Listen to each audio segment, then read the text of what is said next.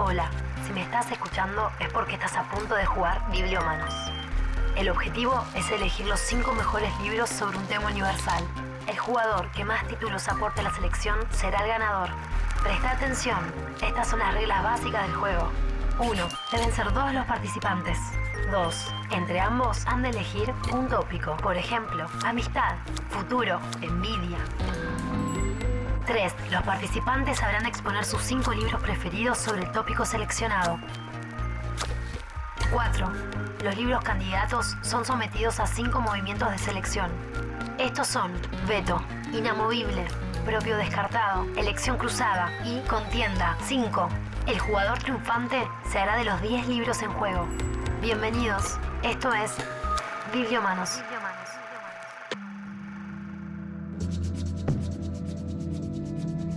Si es imposible estar a favor de la guerra, ¿por qué existen?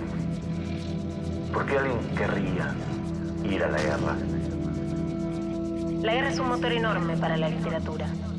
Es el origen de epopeyas, historias de heroísmo, coraje, hermandad.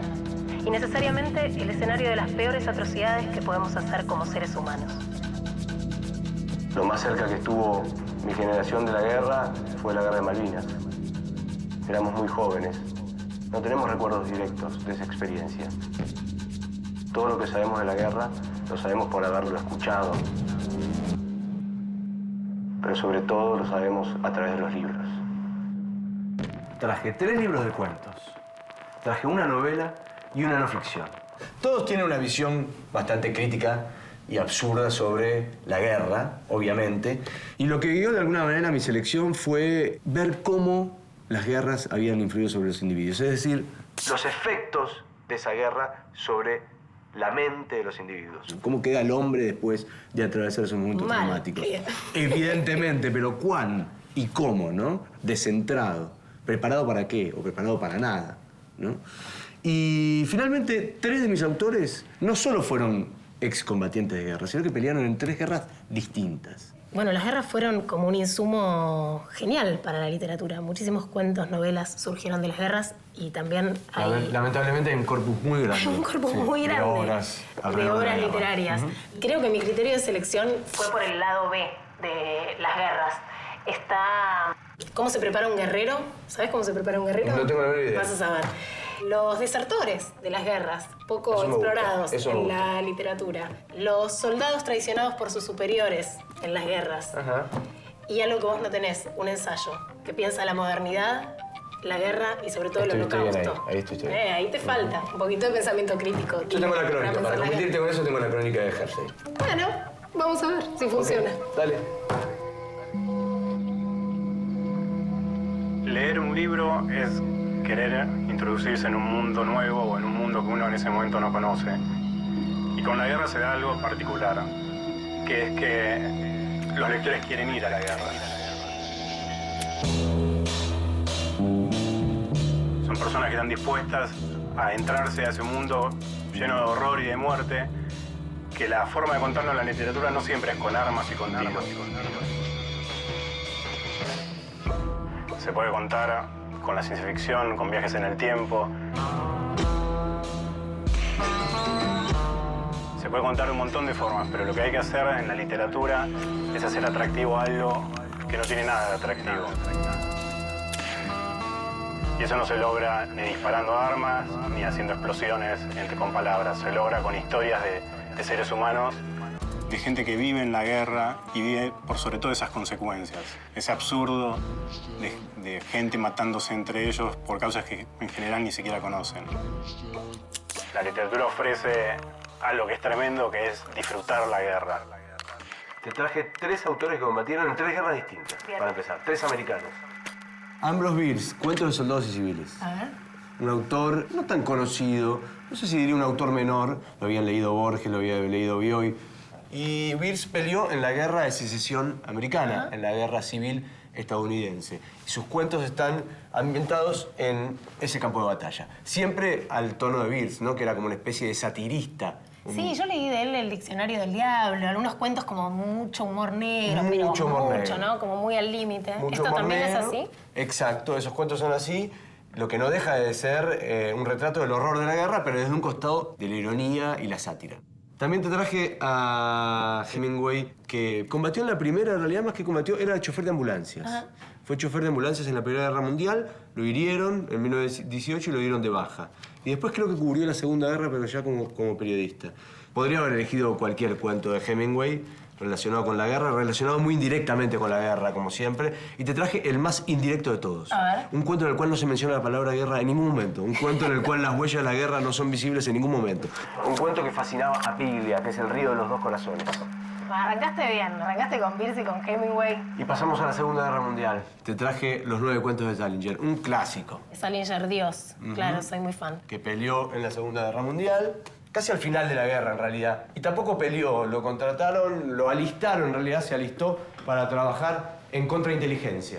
Y de ahí sale por lo menos uno de los cuentos donde se habla de la guerra. Pero ese hasta me animo a decirte cuál es. Es Un día perfecto para el pez banana. Exacto. Hay varios cuentos sobre guerra en este libro. De hecho, son los soldados interactuando con los civiles.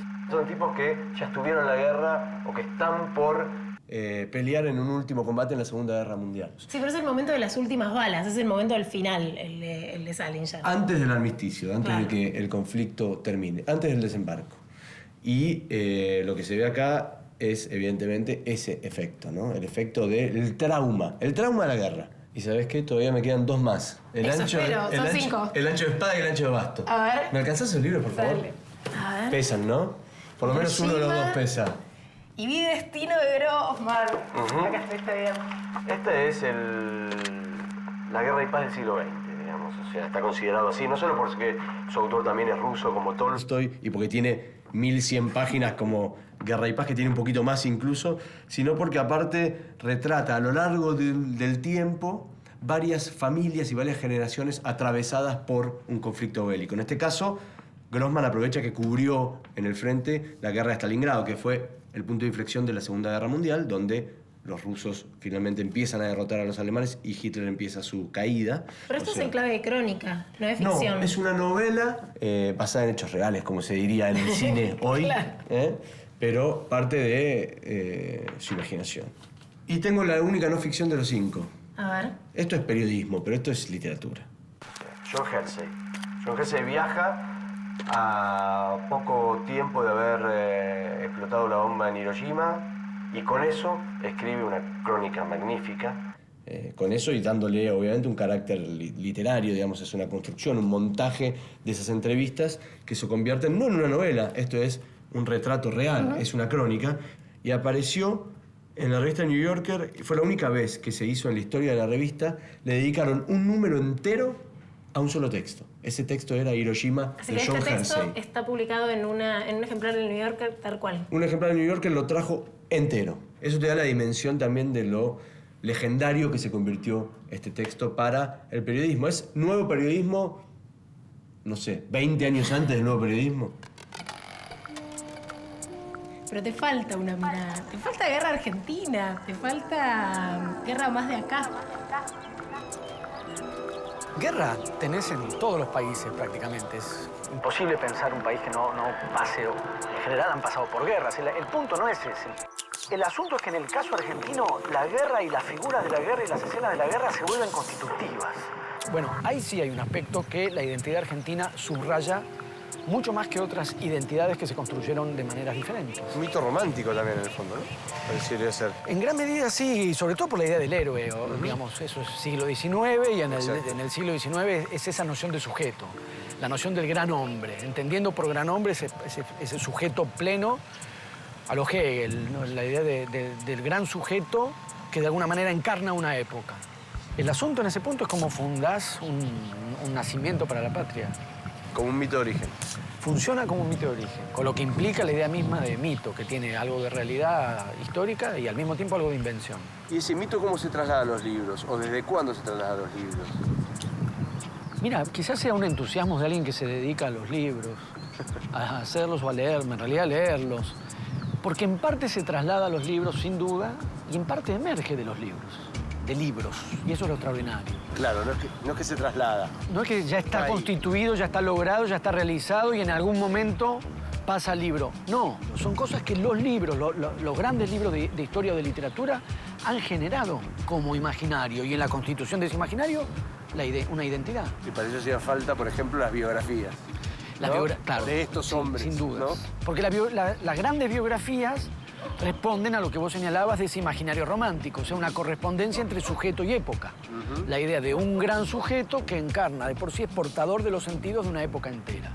Entonces, Bartolomé Mitre, que es el que narrativamente logra una especie de proeza colosal, que es la historia de Belgrano y la independencia argentina primero, la historia de San Martín y de la emancipación sudamericana después. Increíble. Y ya los títulos dan las claves, que es la vida de Belgrano, la independencia argentina, la vida de San Martín, la emancipación sudamericana. Entonces, en ese movimiento entre gran sujeto y ciclo histórico, se produce esa narración que constituye en gran medida un imaginario de identidad para los argentinos, porque eso a la vez, efectivamente, se transfiere al sistema educativo, a la organización de planes de estudio. La designación o la consagración, diríamos mejor, de San Martín como padre de la patria, pone el foco en la guerra muy fuertemente.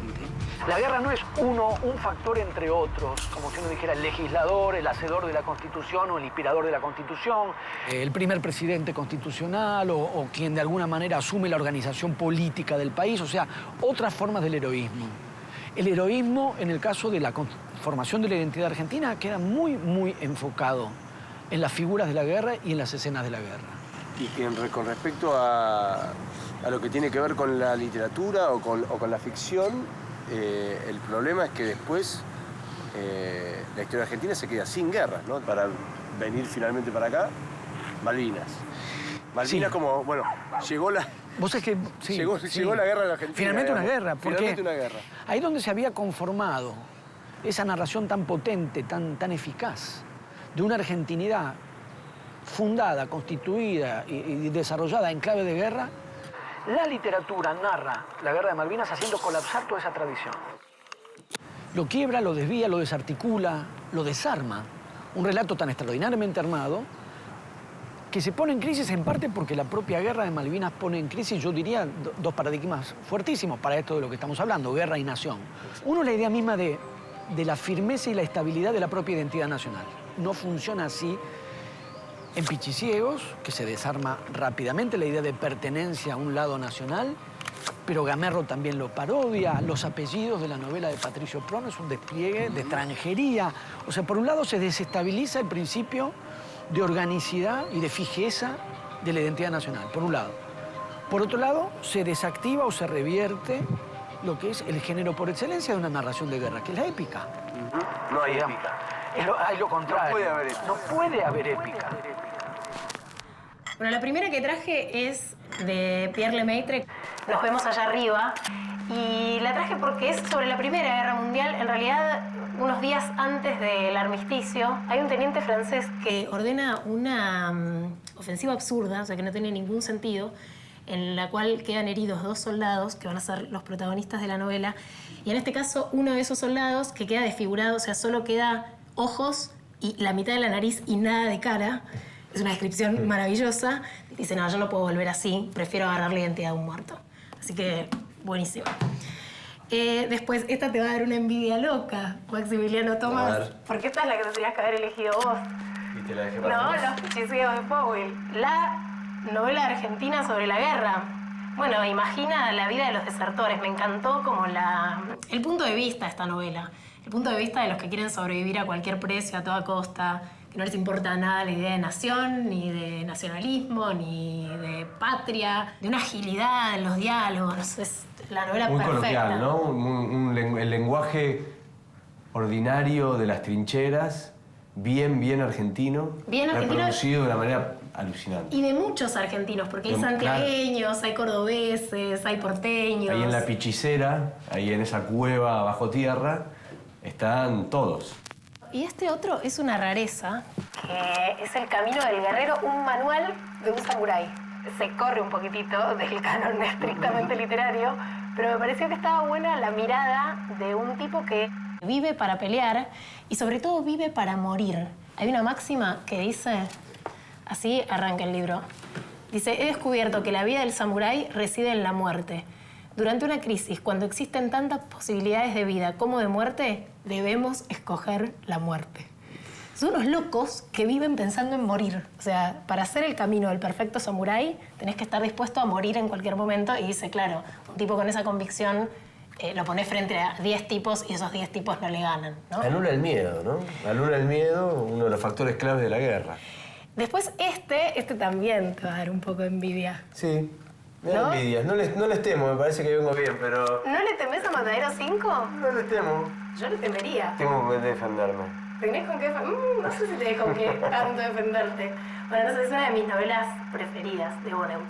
Y acá lo que cuenta es su experiencia. Él estuvo como soldado norteamericano y estaba el día del bombardeo de Dresde. Otro combatiente. Otro combatiente escritor. En uno de los bombardeos más sangrientos que hubo. Sí, cuando... Más destructivos. Cuando salió no había ciudad. O sea, se fue con la ciudad y esa ciudad no existía más.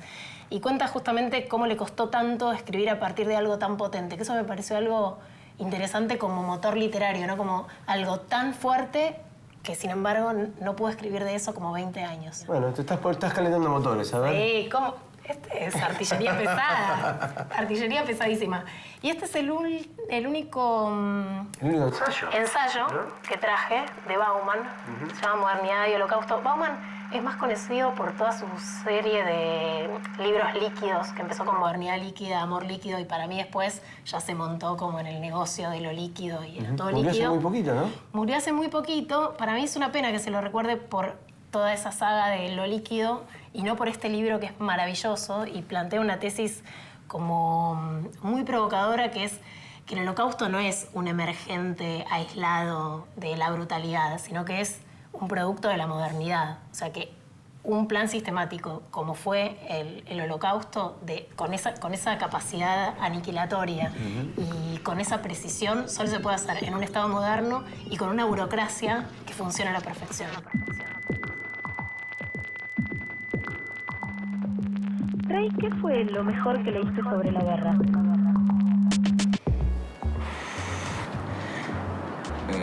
Sobre las consecuencias de una guerra, sí, esto es un nombre de Primo Levi. Las consecuencias nefastas de una guerra.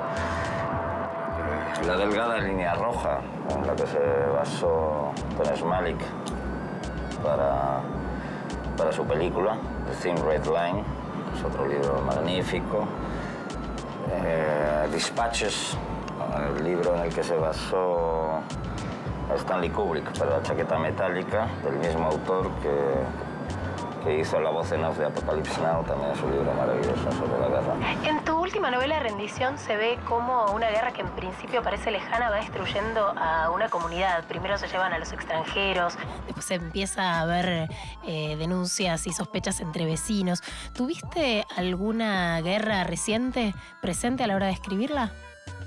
No, todas las guerras leídas, aprendidas y vistas, y la Shoah y todo el desastre alemán que conlleva el genocidio judío y el genocidio gitano, el genocidio homosexual, pero también a Fidel Castro y su ley de conducta impropia y sus campos de concentración para homosexuales. No era una guerra en concreta, desgraciadamente las guerras son iguales todas. Tenía muy en mente a Luis Ferdinand Céline, El viaje al fin de la noche. A Céline le tocó vivir la guerra más dura, que es la guerra de los médicos. Y decía, ¿por qué tengo yo que arreglar lo que estos rompen? El que va con un fusil muere o mata, pero el médico de batalla ve lo peor de todo el asunto y encima está intentando la carrera salvar vidas mientras otros se dedican a destrozarlas, ¿no? Lo cual ahí perdió toda fe en el ser humano, Luis Ferdinand Céline. Sí, también hay que ver quiénes son los que ganan en las guerras, ganen o no ganen, ¿no? Porque cada vez que se destruye hay que reconstruir y son algunos los que reconstruyen. Es que todas las guerras llegan a momentos del absurdo. Hay una historia preciosa de Kurt Vonnegut. Vonnegut, como alemán, nacido en Norteamérica, se presenta voluntario y se va a luchar a Europa y acaba en Dresde de prisionero. El bombardeo de Dresde, después de Hiroshima y Nagasaki, fue la muerte de civiles más grande de toda la Segunda Guerra Mundial. No había ya casi soldados en Dresde, pero era un castigo civil. Y matan a mujeres, niños y ancianos, los aliados por las mejores de las causas, y destruyen Dresde. Y esto le toca a Vonnegut en un campo de prisioneros en Dresde. Dice, yo soy alemán, me vengo a luchar por América y me van a matar en lo que llaman fuego amigo. Pero me van a matar igual. Y es una historia preciosa, horrible, pero preciosa. ¿Y cuál es la escena más desgarradora de la guerra que recuerdes haber leído? Pues mira, el otro día en Montevideo, un señor de casi 90 años me dijo, me gustó en tu libro la naturalización de la guerra. Porque cuando yo era crío, entraba un tren, iba a entrar en un túnel y justo lo bombardearon. Y entró ya en llamas en el túnel y nos sentamos allí mientras sacaban los muertos y empezamos a apostar cuántos muertos saldrían. Y yo aposté 145, y otro apostó 130 y otro apostó 140. Y cuando salió el 140, el que había apostado a ese número, estaba, he ganado, y yo le decía, espera, lo mismo sale alguno más. Y me dijo, y yo era un niño, me decepcioné al ver que era 140 y que había ganado él. Eso es tremendo. Y él me decía, es que no pensábamos en el horror, eso era algo que veíamos todos los días, entonces apostábamos al número de víctimas. Y era nuestro juego, que podíamos haber sido nosotros también, claro, porque también nos bombardeaban. Pero eso te lo contó, es una escena de la narrativa oral. Si pensás en libros, ¿se te ocurre alguna escena desgarradora que hayas leído? Primo Levi, ¿no? Si esto es un hombre que habla de... Porque además se lo pregunta, no habla de alemanes ni de judíos. Y habla además también de los judíos que colaboraron con los alemanes por salvar un día de vida de sus propias familias, ¿no? Que es el horror ya más siniestro de todo. Sí, sabiendo el final de la vida de Primo Levi, habiendo sido un sobreviviente de los campos de concentración. Sí, pero un sentimiento de culpa muy extraño, ¿no? Que es porque yo me salvé y estos no. Hasta ese punto llega el dolor, ¿no? Es decir, ¿por qué? O sea, que Dios existe aquí. ¿Por qué? Porque este sí, yo no. Porque estos niños y yo he llegado a esta edad. Eso es terrorífico. Y le costó la vida a Primo Levi. Fíjate, sentirse culpable de ser afortunado. Sí, tremendo. Y difícil de leer, ¿no? De esas cosas para leer con un nudo en la garganta. Difícil y necesario. Yo creo que sigue siendo absolutamente necesario saber quiénes somos, de dónde venimos, y eso quizás nos aventure a dónde vamos. Decía Faulkner que entre el dolor y la nada prefiero el dolor. Me quedo con eso de Faulkner. Entre el dolor y la nada prefiero el dolor. Mi equipo de 5 forma así. Nos vemos allá arriba, de Pierre Lemaitre. Cómo convertirse en víctima de una guerra solo a 3 días de que termine. Hiroshima, de John Hersey, una crónica periodística sobre 6 sobrevivientes del bombardeo nuclear. Modernidad y Holocausto, de Bauman, el único ensayo que traje, la responsabilidad de la burocracia de un Estado moderno en algo tan tremendo como el Holocausto. Un día perfecto para el pez banana, Salinger. Los efectos de la guerra sobre las facultades mentales de los combatientes. Los pichiciegos, de Fowell, el único argentino que hay sobre la mesa, novela sobre Malvinas. Ambrose Bierce, cuentos de soldados y civiles. Cómo narrar la crueldad de la guerra desde una mirada satírica. Matadero 5 de Vonnegut, cómo haber estado en el bombardeo de Dresde y haber sobrevivido para contarlo. Ernest Hemingway, El río de los dos corazones. Cómo hablar de la guerra sin hablar de la guerra. El camino del guerrero, manual de un samurái de Yamamoto. Cómo estar preparado todos los días para morir. Vida y destino de Vasily Grossman. La guerra y la paz del siglo XX.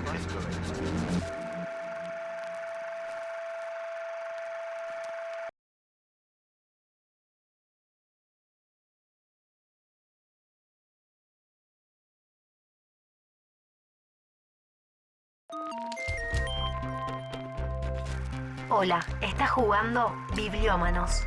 A esta altura, cada participante ha de conocer los 5 libros que trajo su rival. Sobre la mesa debe haber 10 títulos dispuestos a ser sometidos a los 5 movimientos de selección. Veto: elegir un libro del contrario y sacarlo de juego.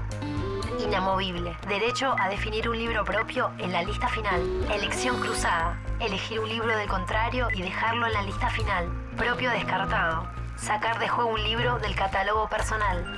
En este momento debe haber 6 libros sobre la mesa.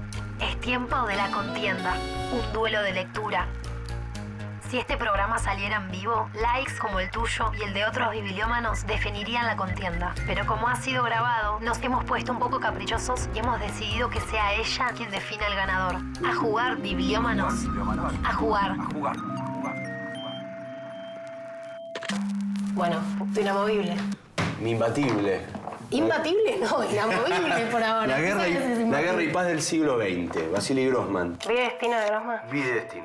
Bien. Sí, señora. No solo es una novela enorme, en todo sentido, desde sus tramas y subtramas, que empiezan con la batalla de Stalingrado, que es básicamente la bisagra de la Segunda Guerra Mundial. Invasión alemana a territorio ruso, rusos repelen, 2 millones de personas mueren, se empieza a dar vuelta la Segunda Guerra Mundial y empieza la caída de Hitler. La batalla de Stalingrado es el disparador, pero en realidad relata muchas cosas simultáneamente. Imagínate, son 1100 páginas, campo de exterminio alemán, agentes de la SS, familias soviéticas viviendo... ¿Y Grossman dónde estaba en ese momento? Grossman cubrió la Segunda Guerra Mundial como periodista, ¿no? El libro lo terminó de escribir en el 59. Termina de escribirlo y él dice muy alegremente, uy, lo voy a publicar, ¿no? Es un librón de el sistema comunista soviético no queda muy bien parado y el nazismo y el comunismo de alguna manera están equiparados, ¿no? Y cuando dice lo voy a publicar, le cae la KGB al departamento, se lo destroza, le rompen todo, le secuestran el libro, las copias, las cintas de la máquina de escribir y cuando va a reclamar le dice este libro no va a ser publicado nunca. Ni en los próximos 200 años, le dicen literalmente. Y finalmente muere en el 64 sin ver el libro publicado. El libro se publica en Suiza en el 1980 porque lo empiezan a microfilmar y lo sacan del país algunos disidentes soviéticos. Y recién con Gorbachev en el 88, o sea, estamos hablando de 14 años después de que muera Grossman, el libro se publica y se convierte un poco en lo que fue, ¿no? Mi inamovible es Matadero 5, de Vonnegut. Fue soldado norteamericano y estuvo en Dresde el día del bombardeo de Dresde. Y quiso escribir una novela casi durante 20 años sobre ese tema que terminó siendo esta. Y cuando finalmente la escribió, es un delirio la novela. Es como divertida. Es la novela más divertida que podés leer de la guerra y al mismo tiempo captura la brutalidad, pero como con mucha ironía. Y captura cosas como muy claves de todas las guerras, me parece. Por ejemplo, hace hincapié en que eran unos niños, ¿no? Como todos los soldados, en realidad. Que la guerra la pelean los niños, casi adolescentes. Y también que Dresde no era un bombardeo famoso en los Estados Unidos, que no había tenido la suficiente publicidad y que había sido más grave que Hiroshima, que también te deja pensando cuáles son las guerras que importan, ¿no? Y además hace una síntesis de lo que puede ser una vida en la posguerra en 3 oraciones que es muy genial y te la leo. Nos llevaron a un campo de recuperación francés donde nos alimentaron con batidos de leche y chocolate, amén de otros ricos alimentos, hasta que estuvimos rollizos como bebés. Entonces nos mandaron a casa. Y yo me casé con una bonita muchacha que estaba también rolliza como un bebé y tuvimos bebés. Muy brillante. El famoso baby boom. El ¿no? baby boom de la Después posguerra. Bueno, este es mi inamovible. Muy bien. Lo marco. Dale. Entonces ya tenemos 2 de 5. Sí, señora. Es tu momento de que me digas cuál de todas estas genialidades que traje vas a dejar afuera. Voy a llorar. ¿Qué te voy a vetar? Sí, que me vas a vetar. Y voy mira, a yo llorar. tengo 2 argumentos, el argumento de la honestidad y el argumento del prejuicio. Y para mí los 2 siempre son válidos al ejercer la crítica literaria. La honestidad es, no lo leí, así que como no lo leí, te lo veto, digo. Entonces, tan sencillo como eso, digamos. Si voy a elegir algo para descartar, elijo el que no leí, ¿no? Y al mismo tiempo también el tema del prejuicio, ¿no? Jamás leería un libro, por ejemplo, que es la obra maestra de esta temporada literaria. Como No es esta temporada literaria, ya pasaron un par de añitos. No, dice es un la concurso que ya tiene 2 años. Dice la contratapa, ¿eh? Es el libro que hay que leer este año. Nunca leería un libro que alguien me dice es el libro que hay que leer No este lees año. los premios Serralde, no lees los premios No, concurso. no leo lo que me dicen que tengo que leer porque es el libro de la temporada. Bueno, entonces me tachaste el mail. Chau, Lemmet. Es el que menos me duele, te voy a decir. Bueno, No me dolió tanto, no me dolió tanto. es que soy bueno con vos también. Y a ver, ¿qué te voy a vetar yo? Qué difícil, porque trajiste cosas buenas. Y sí. Y voy a hacer tu mismo criterio, el de la honestidad, y no el del prejuicio en este caso, porque me gusta mucho lo que leí de Yo soy Beers. así. Y sí, yo leí el Diccionario del Diablo, leí sus cuentos de terror y me parece brillante. Pero no leí cuentos de soldados y civiles. Es una antología hecha por Pepe Bianco, con lo cual es más complicado tu decisión. Pero ¿Qué voy a hacer? Es una antología de los cuentos de Beers. Chao, Beers. Hasta luego. Con amor. No sabemos dónde está, Con amor, no sabemos con si amor a murió veces. o no. La Revolución Mexicana, Pancho se Villa perdió. se subió a un caballo y... chau. Y se desapareció. perdió. No sabemos. Se perdió ir. Bueno, entonces tenemos 2 que no, 2 que sí. Chau, Lemet. Chau, Pierce. Nos vemos. Estamos en Occidente, ¿no? Cabría entonces pensar que la literatura occidental pudo haber nacido, o por lo menos entendida como un nacimiento allá en la Grecia antigua. Y que la primer literatura fue escrita por alguien o alguienes que se hicieron llamar Homero. Y Homero supo escribir la Ilíada, que es la crónica o la épica de una guerra, y la Odisea, que es la crónica o la épica de un viaje. De alguna forma, entonces, uno podría pensar que la literatura occidental o es guerra o es viaje. Y que todo, absolutamente todo, después de aquellas 2 primeras escrituras, puede ser entendido como eso. Como guerra o como viaje. Todo es guerra, todo es viaje. Bueno, te tengo que elegir uno. Ir de lo que trajiste. Y la verdad que la debilidad es elegir un ensayo, porque es el único ensayo que hay. Así que me parece muy atinada A ver, entonces queda... tu decisión. Modernidad y Holocausto de Bauman. ¿Cómo darle una lógica racional a algo aparentemente irracional como es el exterminio humano, ¿no? Como es el Holocausto, como es el horror? Y básicamente lo que dice es que solo en una sociedad moderna, solo en el siglo XX, podía darse un horror como este, ¿no? Sí, que es un emergente de los estados capitalistas con una burocracia tan fuerte como la Alemania nazi. ¿Cuáles eran las condiciones, los requisitos para que algo así pudiera suceder? Bueno, la modernidad. Y la modernidad en un punto de desarrollo muy específico, ¿no? La tecnología, la ideología en un punto de desarrollo muy específico. Así que modernidad y Holocausto de Zygmunt Bauman queda. Me alegra mucho que quede Zygmunt Bauman. Así que bueno, y a ahora ver, te toca es a mi vos. turno. Y es muy fácil para mí, porque Es muy trajiste... fácil porque te traje buenísimos libros. No, porque trajiste uno de mis libros preferidos de la literatura toda. ¿Cuántas No solo de leíste? Salinger. Y unas 3 veces lo leí. Sí, me llegó de muy chica. Lo leí por primera vez a los 18. Y además, el primero de los cuentos, el que elegiste, Un día perfecto para el pez plátano, jamás se me hubiera ocurrido para hablar de guerra. ¿En serio? Y porque es muy periférica la mención. Sí. Está como muy en segundo plano. Y bueno, y es maravilloso porque es como impacta la guerra en las subjetividades. Justo la de este personaje que es genial. Así que fácil para mí estuvo. Son 2 o 3 cuentos, los 9 cuentos de Salinger. ¿Y ahora? No, y ahora nos hacemos el harakiri, es decir, ahora nos suicidamos porque tenemos que descartar uno propio. Bueno, dale. Que hayas elegido los 9 cuentos me sirve porque yo elegí El río de los 2 corazones. Si en el cuento de Salinger hay una mención a la guerra, en este cuento no hay ninguna. O sea, no se menciona, no se dice la palabra guerra, no se dice la palabra combatiente, soldado, nada. ¿Y te la bancás y dejás afuera a Hemingway? No, me banco. No te pasa nada. Ah, sí, se me parte el corazón. El río de los 2 corazones. De alguna manera es una elección muy parecida. Hemingway y Salinger en ese plano. Me da pena mi que elección quede. había sido muy similar y me sirve uno. Es decir, me elegiste uno, entonces yo no me elimino ninguno porque el que Estoy elimino pensando. ya lo tengo. Sí. Bien. Así que fuiste también buena conmigo. Ya Dame tu Hemingway de nuestra propio lista. descartado. Descartate. Y A mi ver. descartado va a ser El camino del guerrero de Yamamoto. Voy a hacer el harakiri en este momento. Sí, literalmente. Filito y finoso, clávatelo. dale. El seppuku, como le llaman. Solo porque es un tipo de guerrero muy extremo y nos queda medio por afuera de nuestra elección occidental, tal vez. Podría haber sido representativo. Son estos tipos que lo peor que les puede pasar es terminar sin amo, ¿no? Que lo llaman Ronin a eso.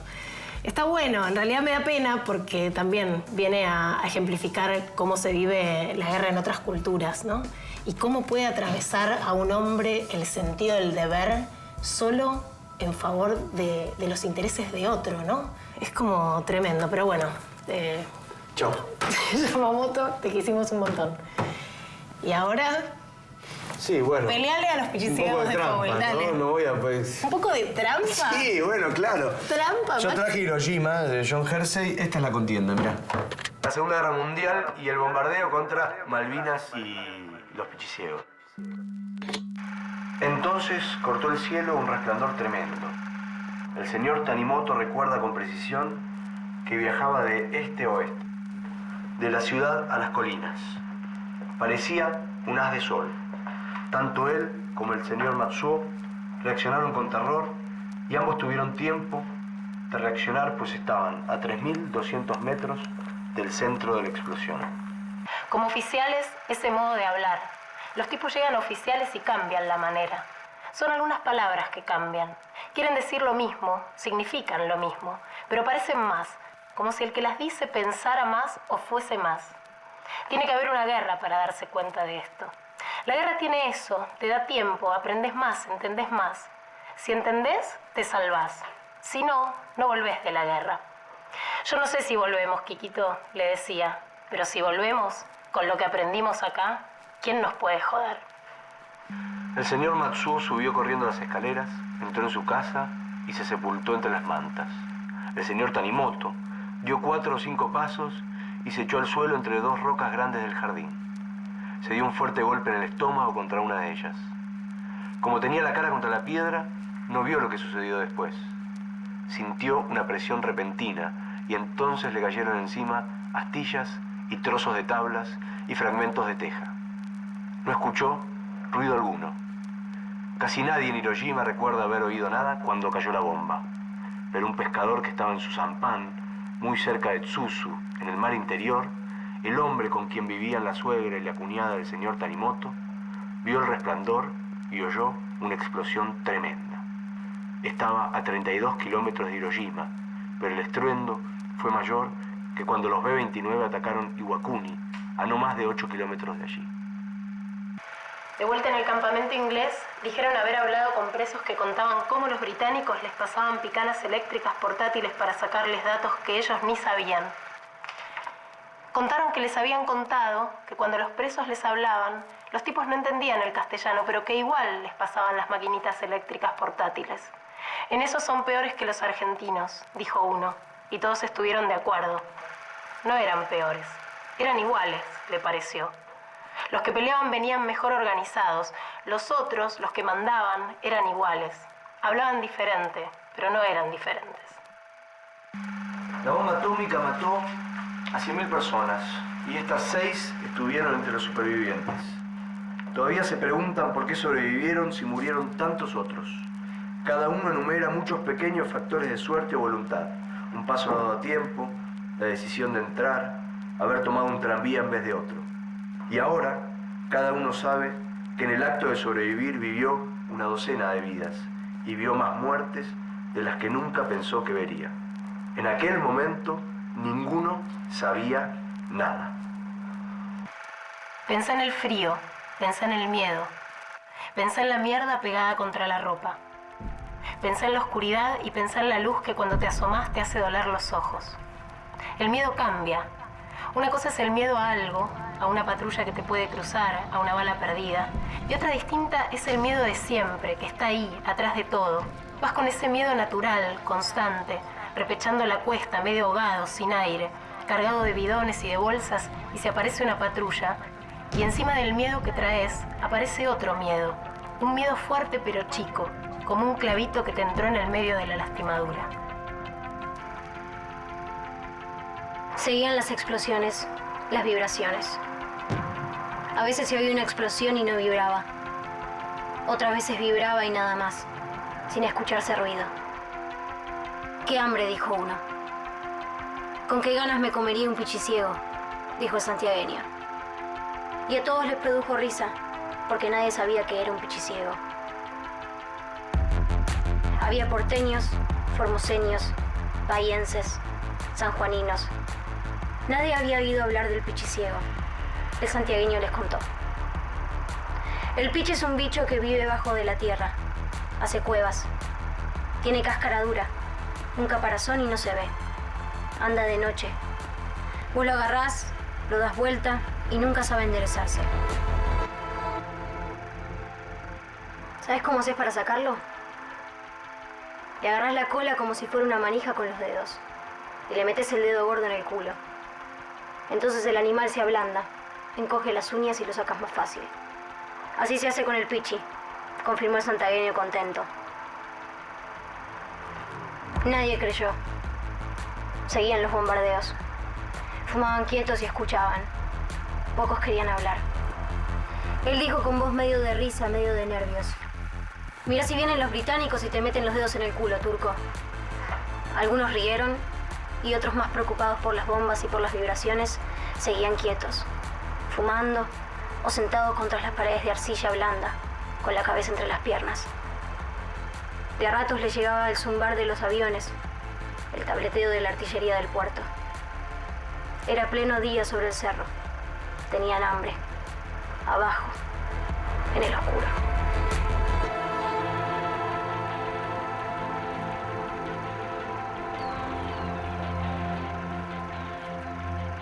Qué bueno haber ganado con Fowl, porque además no podía faltar los pichiciegos en nuestro top 5 de guerra.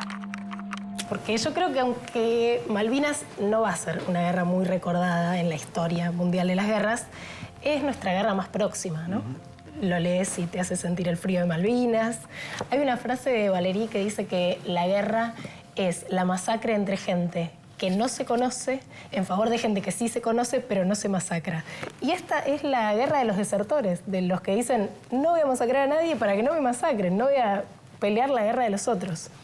Así que es muy, muy lindo haber ganado esta contienda con este libro. ¿Estás bien, Maximiliano?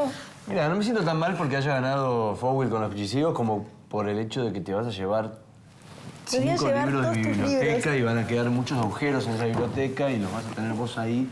No sé cómo los vas a tratar. Los voy a tratar bien. Necesito un trago para pasar esta buena noticia, la verdad. ¿Qué querés que te diga? ¿Qué vas a preparar?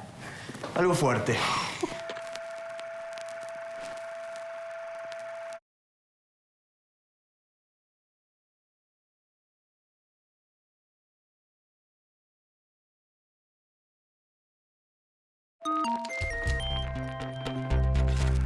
Hola, si seguiste las instrucciones al pie de la letra, tal vez tengas un botín de 10 libros en tu poder. Esto te convierte en el ganador de Bibliómanos. Maxi, mirá, esto es hermoso. Hermoso para vos. Sí, llegué con 5, me voy con 10. Apoyá los libros en la mesa. ¿Tenés una bolsa? Salud. Nos quedaron libros buenísimos. A ver. Nos quedó un argentino. El único. Nuestra guerra más cercana, Malvinas. Los bien pichis. que está ofrecido Fowl. También, 2 estadounidenses, ¿no? Uno tuyo y uno mío. Uno tuyo Ahí y uno estamos mío. iguales. Ok. No estamos iguales. La igualdad para vos terminó hace un ratito. O sea, cuando ganó Fowl. Sí, no, me encanta que haya quedado 9 cuentos. Porque además tampoco es tan obvio al hablar de guerra. No pensás al toque. Y tiene el trasfondo. Gracias por la concesión que me haces. Sí. Y nos quedó Vonnegut, ¿no? Nos quedó Vonnegut. ¿Vos Una sabés novela. que es una de mis novelas preferidas de Vonnegut. Es un clásico, ¿no? Esta Dentro de la obra de Vonnegut, es Matadero 5. Es Matadero Sí, 5. sí. Tenemos entonces 2 estadounidenses, un argentino, un polaco y un ruso. Bastante variada la selección. Bien, estuvo bien la selección. ¿Y sabes de qué no me voy a olvidar? De que alguna vez fue tuyo. Sí, Y lo gané en buena ley. totalmente. O sea, todos estos libros van a tener tu nombre. Ojo con las marcas, ¿eh? Ojo con los subrayados. A ver qué subrayado les hace al subrayado.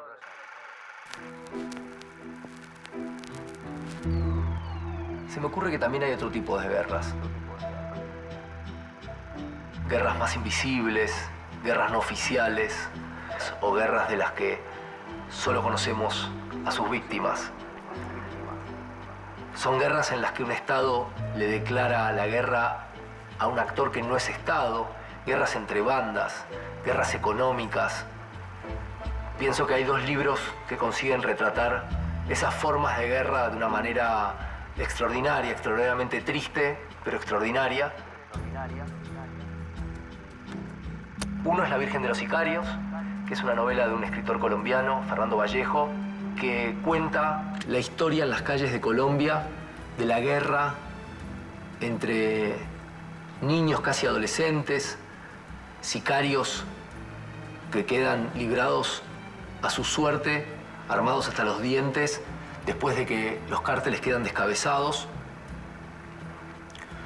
Y la otra es 2666, una novela póstuma de Roberto Bolaño, una novela brutal, extraordinaria, que tiene como escenario central la ciudad de Santa Teresa, que es muy parecida a Ciudad Juárez, y que registra con una precisión literaria extraordinaria la infinita sucesión de crímenes contra las mujeres que aparecen muertas sin demasiada explicación, de a cientos, de a miles, durante los últimos años, largos años.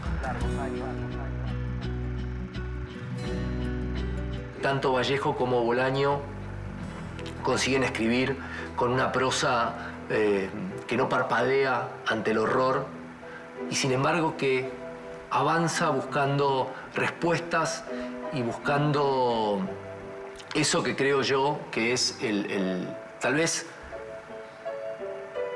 eso que le queda a la literatura, que es ser uno de los últimos reductos de lo humano en el mundo.